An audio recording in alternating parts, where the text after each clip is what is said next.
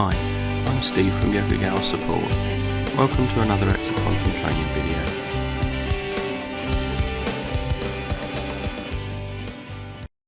In this video, I will cover some fundamental tasks and activities in the SQL Server Management Studio.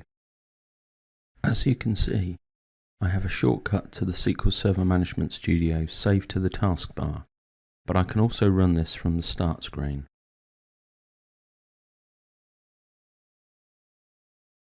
At the Connect to Server dialog, choose the service and server you wish to connect to, and then click the Connect button.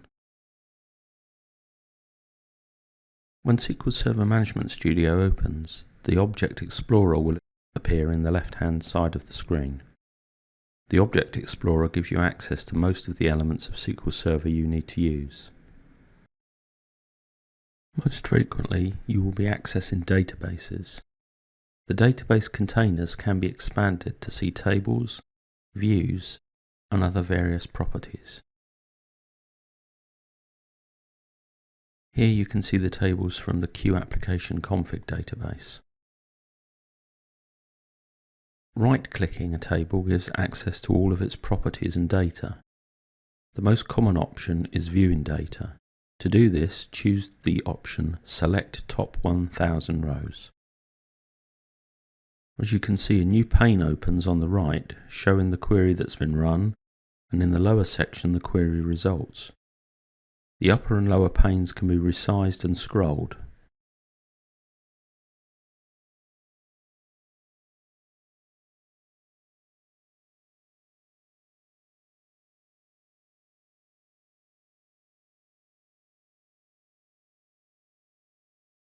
Running other queries will show the results in new tabs, and you can move from tab to tab to compare data.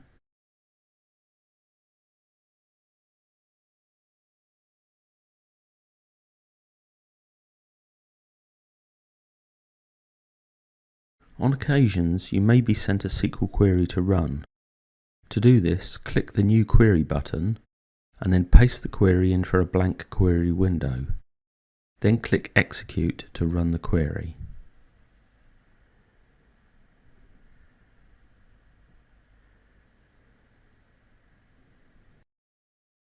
To save the query results, click in the top left area in the results pane, and then right-click and choose Save Results As. Choose a destination and supply a file name, and then click Save.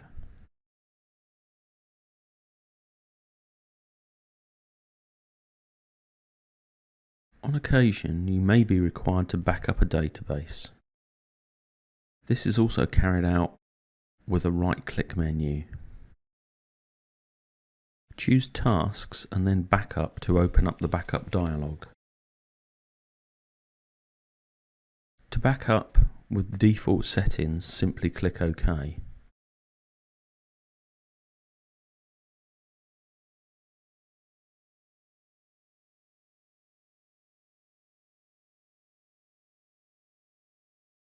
The next common task in managing a system is monitoring SQL Server tasks, which are controlled by the SQL Server agent.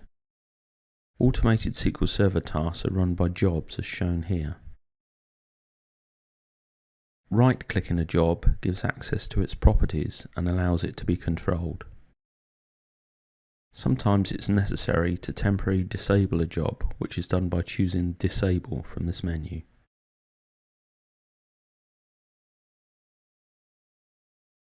Re-enabling the job is also carried out from the right-click menu. To view a job's history, choose View History and the log file viewer will be displayed. The steps of each job can be expanded, and clicking on the step shows the details in the lower pane. To save the log results, click Export, provide a file name and destination, and click Save.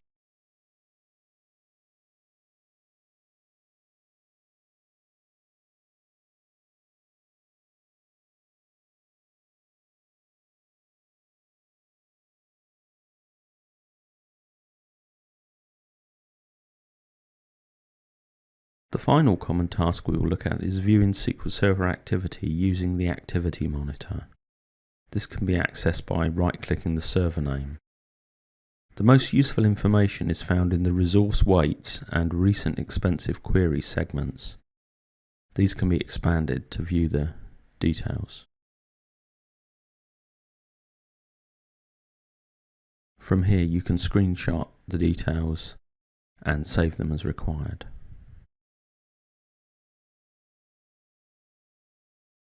That concludes this video on SQL Server Fundamentals. I hope you found it useful. Don't forget to subscribe to see new content as it's released. Thanks for watching.